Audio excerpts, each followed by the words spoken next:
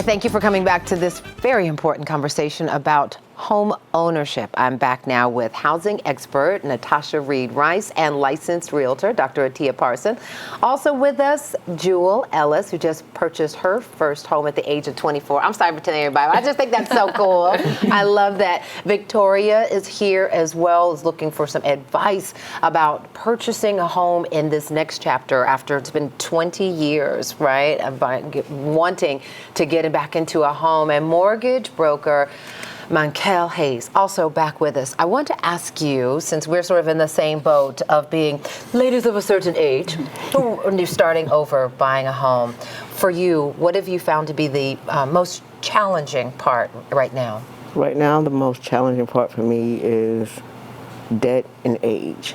Debt and age.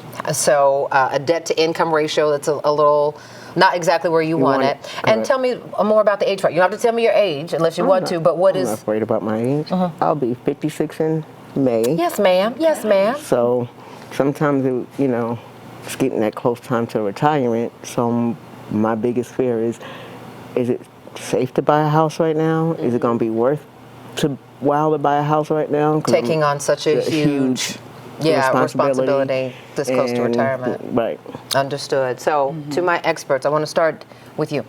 So to answer your question, yes, you can use your home, right? The appreciation of your home, you can use that to leverage yourself, right? Many times after you've built so much equity in your home, let's just say you have debt, you can always refinance and pay off some of these high interest credit cards that you may have, right? So the conversation has been the last couple of years, interest rates. But we don't write an interest rate down on the check when we pay bills. We write money. Right. So at the end of the day, it's about how much cash do I have coming in versus how much is going out each and every month. But what do you do when your debt to income ratio is a little higher and you're really concerned about how can I really enter into this contract, right? Because it is a contract, and make sure that I make this commitment. Right. I would just, like he said, I would make sure that I sat down and I would kind of look at all my bills in totality and see what I can afford. And sometimes there's things that you can take off of your plate that are not must-haves, if you really want to get into a home. So that's what I would do first.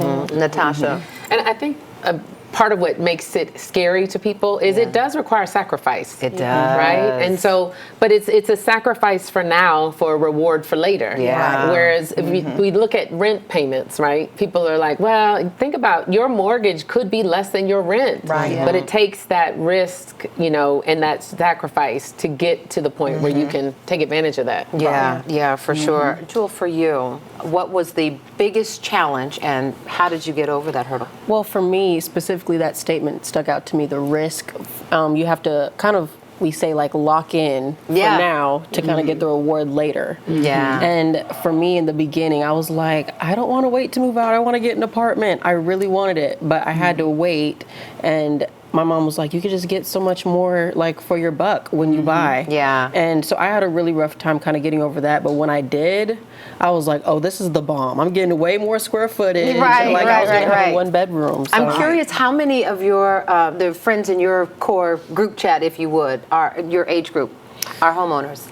To be honest, I'm the only one. Really? Yeah. What did they say watching you go through this process? I feel like I open up their eyes. They're like, girl, I didn't know that I could really do something like this. Like, you have to tell me, or, you have to let me know how the process was. Yeah. And I'm like, it's way more attainable than you think. And I think a lot of people my age, they just think like renting is just the quickest, most easiest way to kind of And not just your age, baby. I was renting for a long time for a reason. Listen, something breaks down, just put in a maintenance request, they show up, voila. Right. So I get it. And for some people, that model is good for a while. But, I have two sons, and I wanted them to have an asset, right? Beyond my mommy mobile. Right. So I want to get to what tends to be the biggest hurdle sort of towards the end, the underwriting process. What are the things that come up towards the end? What can you do, if anything, when you sort of get to the part where you've given every bank statement you could possibly find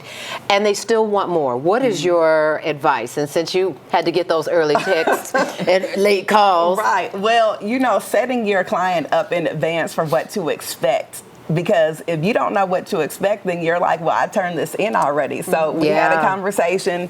This is what's going to happen towards the end. They're going to ask for these types of documents again. And why does that happen? Why do y'all want all I'm not going to pounce, but why? Help us Right. understand what's changing. What are you guys trying to figure out? Well, at the end of the day, you're borrowing hundreds of thousands of dollars, right? Right. And so, Fair enough. one of the things that we'll do is we'll do a verification of employment sometimes right before the day before closing. Why y'all do that the day before? You know how, I mean, I've heard it's very stressful to get that confirmed the day before. It is, Especially if you had it confirmed. But there have been cases where people have lost their job, Right. And they don't disclose that to us as a lender, right? And so we have to go out and get that extra verification, right, from a third party just to make sure that person So is still that is the deal employed. breaker then? If you've seen that, is that always a no, it's not going to happen? What if they lost their job and they're going to, they started a business? Then granted, they should have told you, but They should have told is us. it a Right. But yes, it would be a deal killer because now we have to have 2 years Right. of you running that business prior to you getting qualified with your W-2 income. So a lot can change in that process. Got it. A lot Right. happens in this process, but it doesn't have to stop you from going doesn't. through the process. That's Don't go right. anywhere. This conversation continues after the break.